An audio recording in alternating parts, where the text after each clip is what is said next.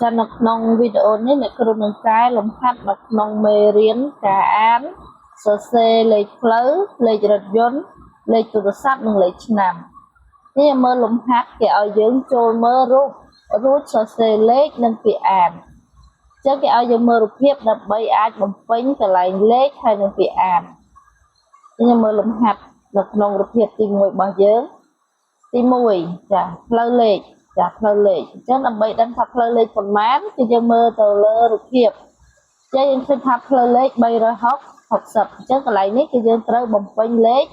bay rồi học sập ở kề chứ bay rồi học sập nên được mấy lệ trăm muối nâng lệ sồn chả được mấy lệ trăm muối nâng lệ sồn cái những đã móc bay rồi học sập còn to màu an thả chả an thá cái dân an thá phơi lệ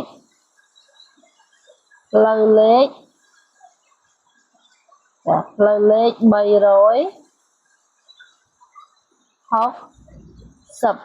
thì dân an pháp lơ lết bay rồi học sập mình tao một tiết em mơ rụt hiệp tí phí cứ cái nhớ bằng phanh nhớ rật dồn lệ chắc lấy cái dân bằng phanh ta cả lại cái đá như thế lấy cái dân bằng phanh ở bay bế chật sập môi nó đập rập buồn chứ hiện tại nó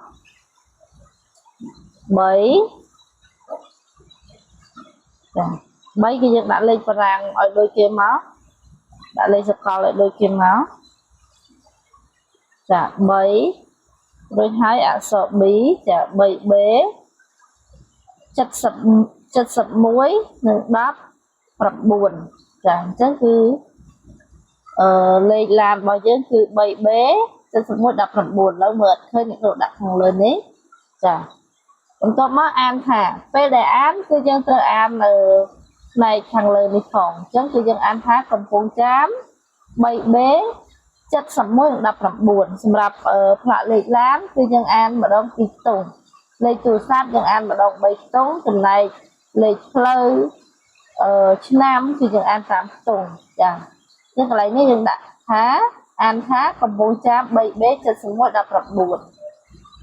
chân an thá còn cùng chám chân dừng tự đặt chia sọc máy cho đặt móc an thá còn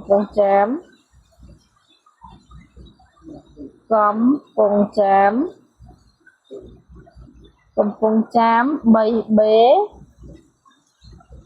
ở lớp đặt màu thịt thằng lên tích là bay ở dưới sưu mớ cùng chám bay bế chất sập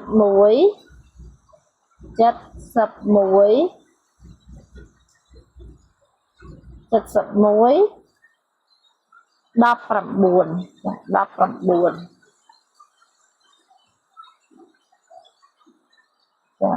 còn con chám bảy bế chất sập muối đắp rầm buồn nó sẽ là một thịt phì lao dương cho lên mà mơ thịt bấy thịt bấy kìa ở dương bấm phanh lên từ sạp lệ chân này lệ nhưng mà khởi nhé xong mà phải bay một rồi mà phải bay pram rồi hạ pram thế nhận đặt lại nhiều máu xong mà phải bay xong mà phải bay độ liền tự máu nên bán hết đó đã tên đi má tôi đã chơi lên máy của bán lên trang của bán sẽ chạy dưỡng xong mà phải bay một rồi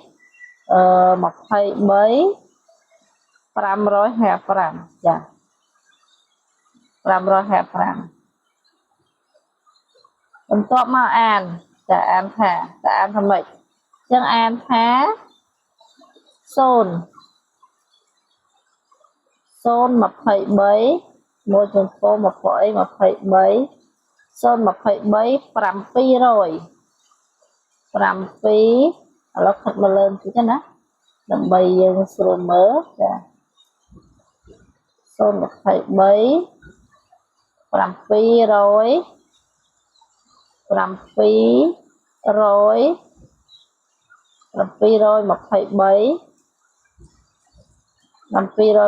bấy pram rồi há sấp pram xôn mà phải bấy pram pi rồi mà phải bấy xôn mà phải bấy pram pi rồi mà phải 555 អូខេតទៀតយើងមកមើលរូបភាពបន្តទៀតអានេះផ្ទះលេខអញ្ចឹងយើងរកមើលតើលេខបើផ្ទះហ្នឹងផ្ទះលេខប្រមាណគឺ300 301អញ្ចឹងយើងបំពេញឲ្យគេមក301អានេះយើងចង់បំពេញលេខបារាំងលេខខ្មែរអីក៏បានដែរអីទេ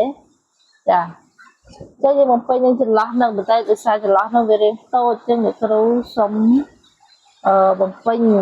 ចាពេលខ្លះទៅក៏ចំកន្លែងហ្នឹងពេលខ្លះក៏លើក៏ក្រោមទីដើម្បីយើងមើលយល់ចាអញ្ចឹងអានថាម៉េចអានថាផ្ទះលេខ301អញ្ចឹងអានថាផ្ទះលេខ3បស្រអីរយរយ301អានថាផ្ទះលេខ301ចាផ្ទះលេខ301បន្តមកទៀតយើងមើលរូបភាពខាងក្រោមចាអានថាអានេះគេឲ្យអានតែម្ដងចាអានថាគ្រិស្តសករាជអញ្ចឹងយើងដឹងហើយថាគ្រិស្តសករាជគឺមានអក្សរកាត់គួរសអញ្ចឹងអានថាគ្រិស្តសករាជ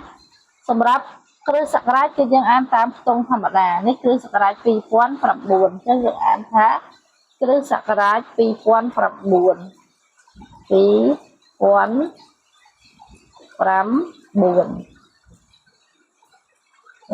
ស្តសករាជ2009ចាត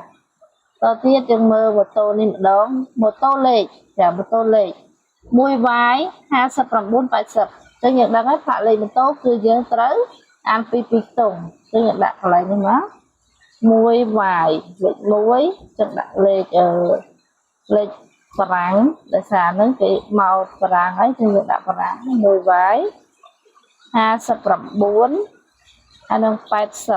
ចាអាហ្នឹងគឺកន្លែងនេះ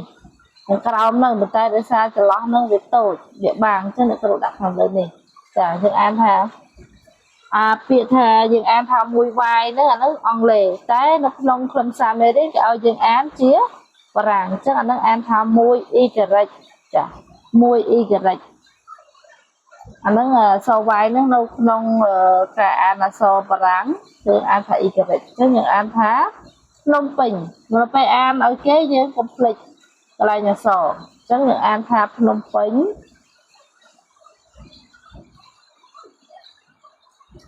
អានថាភ្នំពេញ1ចា 1Y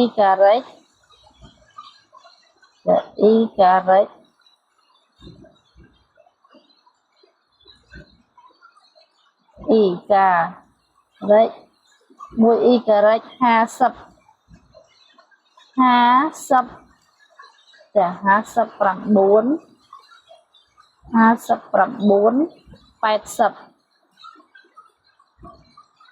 80អូខេអានថាភ្នំពេញបាំងណាបបាក់ណាភ្នំពេញ 1Y 59 80ចឹងអាហ្នឹងនៅពីរូបភាពទៀតយើងមើលអានេះម្ដងរូបភាពបន្តទៀតចាអញ្ចឹងគេដាក់ថាអានថាពុទ្ធសករាជអញ្ចឹងយើងនៅក្នុងមេរៀនពុទ្ធសករាជគឺតាំងដោយអក្សរពួរសអញ្ចឹងយើងរួមមើលក្នុងនេះណាពួរសអញ្ចឹងនេះពួរសឥឡូវពួរសយើងដឹងហើយពុទ្ធសករាជ2500ជាងហើយបើគ្រិស្តសករាជ2000តិចតួចភាសាឥឡូវឧទាហរណ៍ឥឡូវ2025បើយើងឃើញ2500ជាងចេះអាហ្នឹងគឺជាពុទ្ធសករាជដែរភាសានេះក៏អក្សររៀងព្រើដែរបើនេះយើងអាចស្មានតាមតួលេខហ្នឹងមកចឹងនេះពុទ្ធសករាជ2553គឺដាក់ឲ្យគេមកពុទ្ធសករាជ2553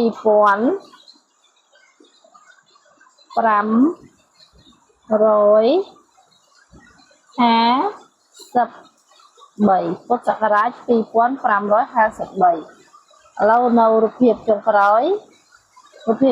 ទាក់ទងនឹងការបំពេញលេខទូរស័ព្ទអញ្ចឹងទូរស័ព្ទលេខអញ្ចឹងយើងមើលទៅយើងឃើញហើយ012 891 613អញ្ចឹងយើងដាក់ឲ្យគេមកចាអញ្ចឹងដាក់លេខខ្មែរក៏បានលេខតារាងក៏បានបើយើងចង់ដាក់លេខតារាងក៏បានដាក់លេខខ្មែរក៏បានដែរ 0 12 8 91 0 12 8 91 ចា613ធ្វើម៉េចដាក់លេខហ្នឹងឲ្យត្រូវអានេះដោយសារប្រឡោះតចឹងលោកគ្រូសុំបំពេញខាងលើនេះហើយចាបន្ទាប់មកចាអានថា0 12 អានថា0 12 0